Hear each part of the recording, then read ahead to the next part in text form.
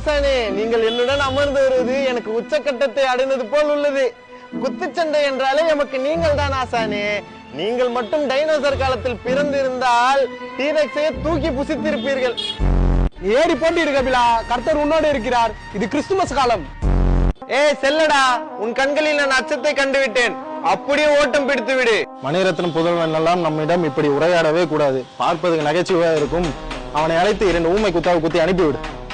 தாய்லி மாமனுக்காக செய்யடா, தாய் வழி மாமனுக்காக செய்யடா.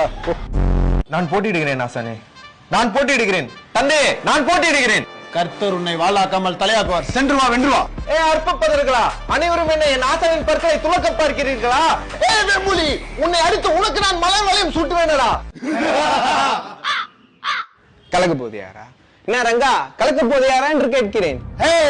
கபில நேரங்கள் உங்கள் அனைவரும் முகத்தையும் கம்மங்கூழாக்கி விடுவான். நாட்டியராஜா, முக்கியமாக உன் முகத்தை. என்ன தந்தையே, குத்துச்சண்டை வீரர் போலவா உரையாடுகிறீர்?